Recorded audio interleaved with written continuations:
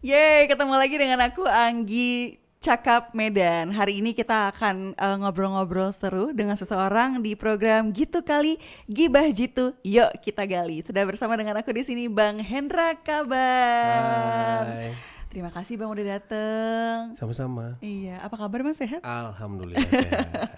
Nah, Bang Hendra ini adalah salah satu pengurus. Nanti akan dijelaskan oleh beliau detailnya siapa sih sebenarnya Bang Hendra ini.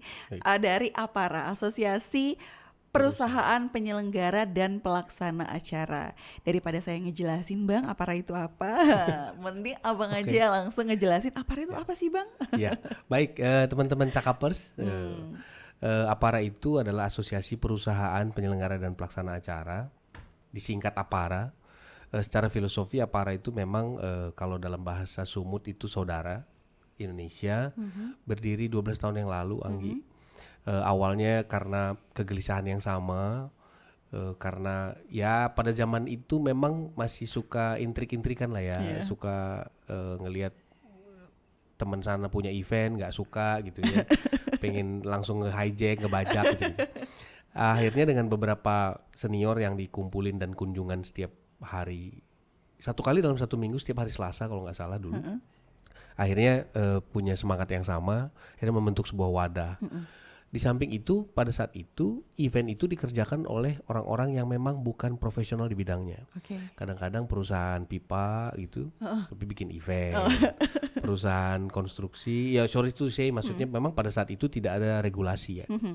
Bebas semua, yang penting punya badan hukum, boleh mengerjakan pekerjaan Event. event. Akhirnya kita dorong bersama-sama, bikin asosiasi, kemudian sering kunjungan ke dinas dan lain-lain, menceritakan bahwa industri ini sebenarnya sudah harus profesional. Akhirnya mungkin didengar dan akhirnya banyak regulasi yang akhirnya membuat bahwa event memang harus dikerjakan oleh perusahaan yang secara badan hukum harus dia, kalau di industri pariwisata itu ada KBLI-nya namanya. KBLI industri event itu ada 3, Anggi, 8230, 82301, 82302. Aduh, lapar. Hafal. Itu perusahaan yang bergerak di bidang jasa penyelenggaraan kegiatan, MICE dan event. Oke. Itu dia 3 itu. Tapi justru saya penasaran nih, Bang. Sebenarnya kan banyak nih kalau kita bicara soal Betul, event and betul. organizer begitu ya. Banyak nih teman-teman aku yang usianya muda, mungkin ya milenial lah Ya, gitu ya. ya, ya. Sudah punya nih event organizer gitu. Tapi kalau boleh tahu, Sama lah kita milenial. iya milenial ya pada masanya. Nah kalau misalnya untuk anak-anak muda yang udah punya atau misalnya sedang menggarap event organizer, gimana sih cara masuk APARA atau mungkin lebih kepada atau adakah standar untuk bisa IO itu dikatakan ya event organizer yang sesungguhnya gitu, bukan event organizer serabutan atau bukan event organizer ilegal gitu Iya. kan? Yang pasti kalau member APARA harus punya akte notaris yang sesuai dengan KBLI yang tadi aku sebutkan. Iya, Kemudian dia harus punya kantor. oke. Terus minimal direkomendasi oleh 2 member APARA sebelumnya. Jadi memang member APARA itu secara legalitas, secara de facto, de jure tuh jelas dia ke perusahaannya. Karena memang member APARA itu perusahaan, bukan orang. Nah, kalau misalnya ada teman-teman di luar sana yang mau jadi member misalnya, cukup itu deh, cukup ada sekretariat kita di Jalan Asrama nomor 1, cukup datengin saja atau email ke apara.indonesia@gmail.com untuk mau jadi member APARA. Nanti dikirimkan persyaratannya. Nah, kalau teman-teman di luar sana yang belum punya perusahaan sebenarnya, Anggi, boleh diikuti tahapannya sebenarnya. Oke, Jadi tahapannya sekarang adalah tahapannya itu sudah lebih gampang ya. Satu, sudah bisa ikut sertifikasi. ikut sertifikasi. Sertifikasi, uji kompetensi sesuai dengan passionnya. Sekarang yang di MICE itu ada 7 klaster, ada Markom, ada license officer, ada registration, ada venue management, ada yang lain-lain. Banyak. Nah, nantinya insya Allah dalam waktu dekat juga akan ada klaster-klaster baru seperti stage management, lighting designer, audio engineering dan lain-lain. Nah, Dari situ sebenarnya teman-teman itu sudah bisa bergerak, akhirnya dapat sertifikasi, uji kompetensi, kemudian ditambah experience dengan teman-teman event organizer yang lain, dan akhirnya bisa membangun sebuah manajemen. Jadi jangan sampai juga pengalaman yang di satu sisi belum komprehensif, akhirnya buka perusahaan, walaupun sekarang ya buka perusahaan itu murah banget kan. Iya. Jadi nggak perlu ada 3 orang atau apa gitu, undang-undang yang baru udah disebutkan gitu ya. Nanti teman-teman cari sendiri. Sudah lebih gampang buka perusahaan sekarang dengan modal tidak harus 1 miliar dan lain-lain. Jadi yang penting prosesnya, saya percaya kalau prosesnya benar, pasti hasilnya benar. Hasilnya benar. Jadi prosesnya nggak usah sporadis gitu ya, tiba-tiba langsung action ini bikin ini gitu, tapi prosesnya dulu. Ikutin aja dulu sampai betul-betul punya pengalaman yang mumpuni.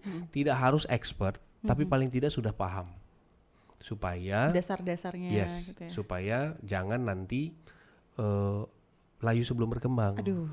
Karena kayak lagu dong ya.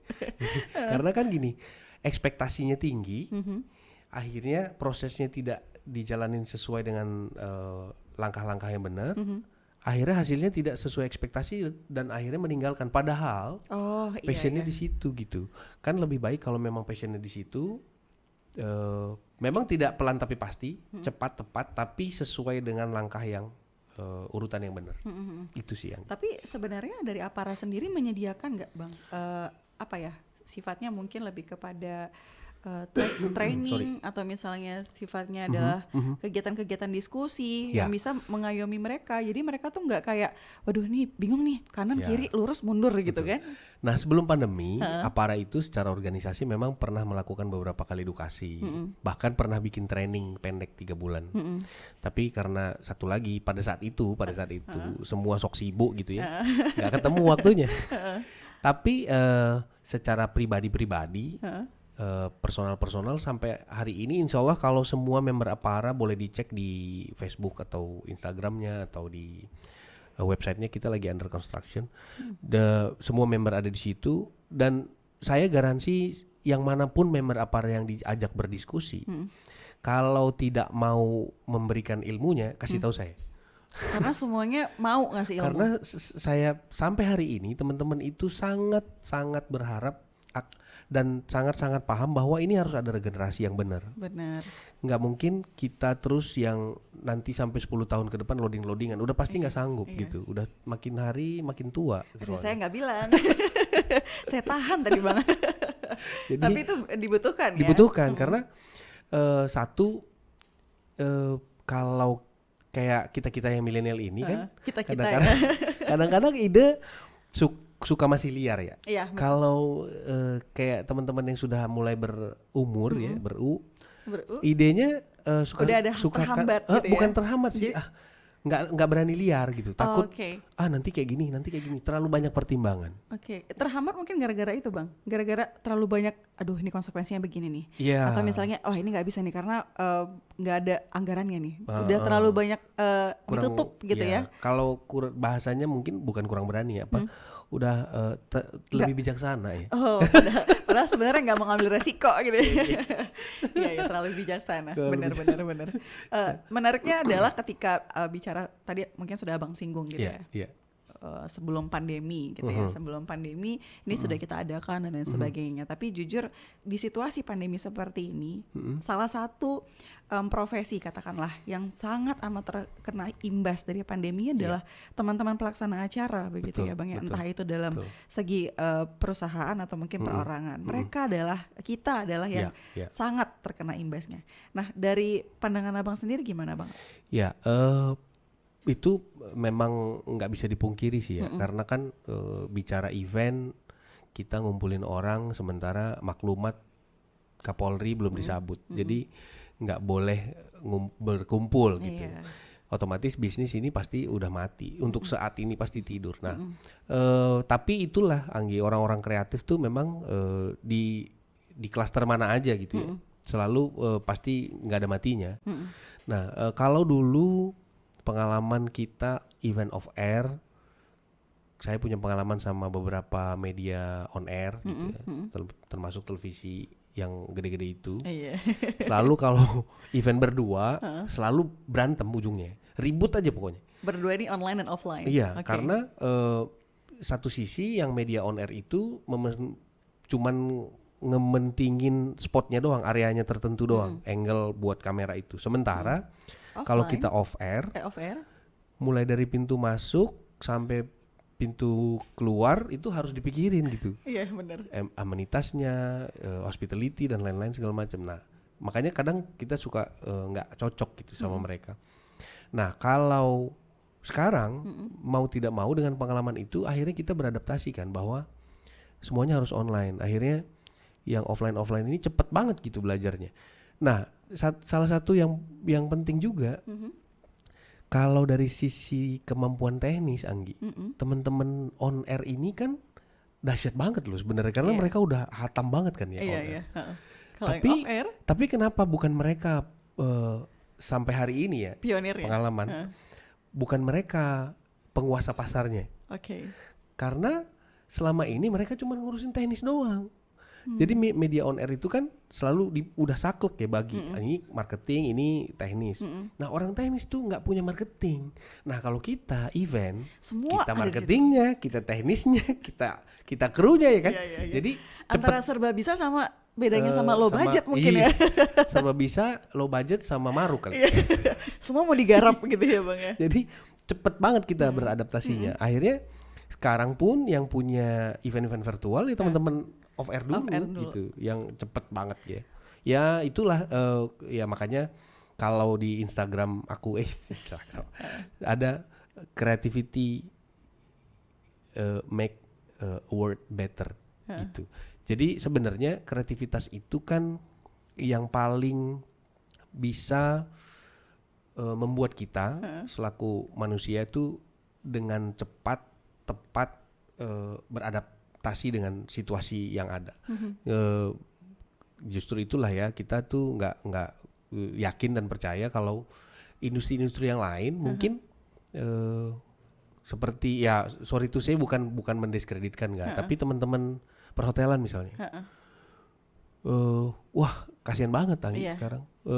Walaupun secara perusahaan, secara employee ya, mereka masih di cover sama perusahaannya.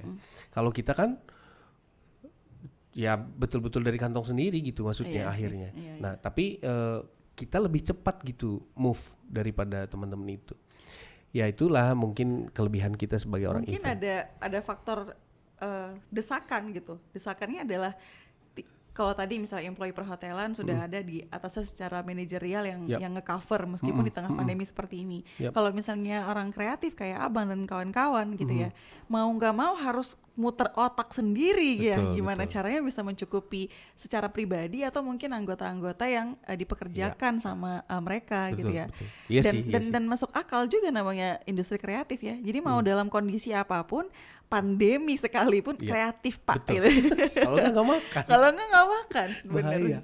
Ya kalau di Medan sih, Anggi, aku lihat sih teman-teman ini passionnya sebenarnya sudah banyak ya. Maksudnya passion di event. Karena kalau pengalaman kalau beberapa puluh tahun lalu orang-orang abang-abang senior itu kalau ngelamar anak orang kayaknya kalau ngaku sebagai orang event tuh agak gimana gitu. Harusnya Ini pengalaman kayaknya nih. Di eraku udah enggak. Oh udah enggak. Jadi kalau sekarang kan kalau kita bilang kita orang event, ngelamar anak orang kayaknya bisa lebih diterima. Bisa lebih diterima ya. Ngakunya MC, ngakunya apa tukang syuting apa, pokoknya orang event aja udah lebih diterima gitu bahwa oh anaknya nanti udah bisa hidup layak lah paling tidak gitu. Paling tidak sering dapat hiburan lah dengan ada event. Datang ke eventnya kan bener. hibur diri. Iya. Tapi menariknya gini sih Bang, kalau misalnya kita ngobrolin seharian soal ini kan pasti panjang banget kan. Tapi saya lebih penasaran kepada terlepas ini pandemi atau enggak gitu kan, saya lebih ngangkat gimana sih Apara khususnya Apara sebagai wadah gitu ya untuk pelaksana atau penyelenggara acara bisa mengayomi atau memajukan Medan bukan hanya dalam perspektif eventnya tapi pariwisatanya begitu Bang, tourismnya, karena kita bicara tourism Medan, Sumut itu kan sebenarnya banyak. Nah kira-kira dari Apara sendiri ke depan entah selama pandemi masih ada atau setelah pandemi ini sudah berakhir, kira-kira apa yang akan dilakukan untuk bisa memajukan tourism dan juga event di Kota Medan? Pertanyaannya kok tambah berat ya? Iya. Oke, makin ujung makin berat Bos. Jadi sebenarnya gini, kalau kita bicara tourism event gitu ya, event tourism MICE, karena kan di nasional, Anggi, sebenarnya event itu sudah terbagi 3. Yang satu event, yang kedua MICE, yang ketiga itu conference. Jadi udah dipisahkan dia. Kalau kita bicara MICE berarti ya udah itu ya meeting, insentif dan lain-lain. Kemudian conference itu karena conference itu biasanya sebuah pertemuan yang besar gitu. Kalau MICE kan convention and exhibition. Nah kalau conference itu dia berdiri sendiri. Nah kalau event sebenarnya sudah part of tourism, nggak bisa dipisahkan lagi dia. Karena kalau kita bicara tourism, kita bicara atraksi. Pariwisata kita bicara atraksi. Kalau kita bicara atraksi, kita pasti bicara event. Nah, SOP event itu seiring waktu sih sampai hari ini sudah semakin baik, termasuk di stakeholder ya, di pemerintahan. Nah, Apara sampai hari ini sih alhamdulillahnya sudah didengarkan, walaupun mungkin skalanya sangat kecil ya, karena berbagai kepentingan. Karena kadang-kadang teman-teman di Apara ini sangat strict juga dengan idealisme, jadi agak susah. Tapi ya kadang-kadang butuh orang-orang seperti itu untuk menjaga supaya anchornya tetap di situ. Benar. Nah, kalau kita bicara tourism, Medan itu cocok tidak cocok, kita harus agree bahwa Medan itu adalah kota jasa, trading city. Nah, kalau kota jasa berarti kan supaya kotanya maju, segala sesuatu yang dijual belikan di sini minimal ada pertemuan-pertemuan antara B2B-nya, business to business, antara produsen dengan customer, dengan distributor dan lain-lain. Nah, berarti kan kita bicara MICE. Nah, kalau kita bicara MICE, berarti kan kita bicara event. Nah, jadi hanya saja memang butuh konsistensi ya, konsistensi dari pemerintah Kota Medan khususnya, bahwa event memang harus jadi bagian penting untuk bisa ngangkat kota ini. Betul. Dari sisi PAD. Contohnya, tadi teman-teman Cakaper sebelum on air udah ngobrol-ngobrol sama Anggi. Kalau kita bicara Jogja, kita bicara Bali, PAD-nya kan 85% tuh dari pariwisata. Betul. Kemudian APBD-nya pun alokasinya 85% untuk pariwisata. Karena mereka sudah tahu betul bahwa pariwisata yang menghidupi mereka. Di Medan dianggap pariwisata belum menghidupi kita, padahal dari kuliner, dari pertemuan-pertemuan itu udah cukup mumpuni untuk meningkatkan PAD kita loh. Tapi ya gitu deh, masih antara iya dan tidak, lebih mementingkan. Kadang-kadang bingung juga ya. Kadang-kadang bingungnya gini. Bicara pariwisata, tapi tidak adjustable dengan pariwisata itu sendiri. Harusnya kan kalau kita bicara tadi, kita bicara trading city, mau tidak mau 50% ini kita bicara pariwisata. Tapi ya mudah-mudahan dengan jeans yang baru itu nanti itu bisa berubah. Yang saya pakai ini. Harapannya sih begitu ya. Harapannya seperti itu ya.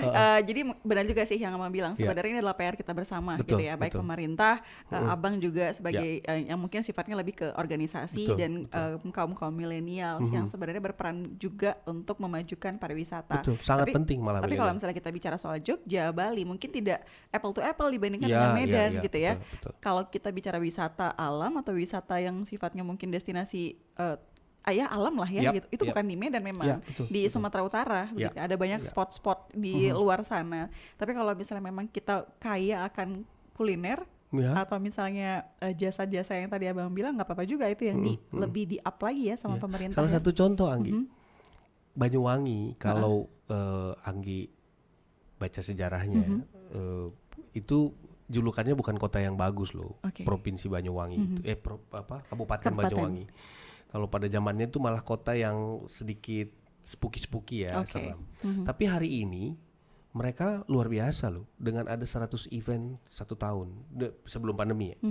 Nah sekarang pun mereka yang terdepan sebenarnya untuk dengan regulasi pariwisata yang CHSE itu, justru paling pertama membuka destinasi dengan protokol kesehatan itu Banyuwangi. Baru Bali. Nah jadi sebenarnya kalau kita disiplin dengan protokol itu, saya yakin sih sebenarnya Medan udah bisa bergerak lebih cepat lah ya. Iya. Karena justru destinasinya di Medan tidak sedahsyat di sana. Yang dijual di Medan itu kulinernya. Jadi kan kalau prokes untuk kulineran udah standar lah ya. Udah umum lah ya. Harusnya bisa lah. Ya semoga ya Bang dengan nanti launching rilis nih video podcast dengan Bang Hendra berbicara soal industri kreatif dan lain sebagainya, jadi memotivasi buat anak-anak muda menciptakan event-event yang mungkin sifatnya meskipun virtual bisa juga berkontribusi untuk memajukan pariwisata di Kota Medan. Iya, karena gini, sebelum ditutup, belum tutup ya? Dikit lagi boleh. Sekarang ini Medan kalau secara demografi pendudukan kan paling banyak usia produktif ya. Kalau tanpa teman-teman milenial, Medan akan berjalan lambat. Tapi dengan keikutsertaan teman-teman milenial, paling enggak ya nggak apa-apa lah kita mengkritisi kan, otokritik ya. Kita mengkritisi hal-hal yang terjadi di kota kita untuk kebaikan kita bersama dan mudah-mudahan stakeholdernya menangkap itu bukan julid ya, bukan julid, tapi mengkritisi dalam artian kita memang tahu bahwa itu bisa diperbaiki. Nah kalau kita ikut campur tangan dalam hal itu, saya pikir kita akan lebih cepat bergerak lah untuk bisa paling tidak kalaupun tidak melompati kota-kota yang lebih maju di industri pariwisatanya, paling tidak menyamai lah dulu kota-kota itu. Jawab singkat Bang, iya atau tidak, siapkah Apara untuk nanti bisa membuat acara virtual yang bakal kayaknya keren nih diadain di Kota Medan sepanjang tahun 2021? Oh siap banget. Siap, kita tunggu ya Bang ya. Siap. Nanti kita akan ngobrol-ngobrol lagi ya Bang. Semoga kita ketemu di podcast selanjutnya. Kita boleh dadah-dadah ke Cakapers. Sampai jumpa di Gitu Kali Gibah Jitu. Yuk kita gali Cakap Medan.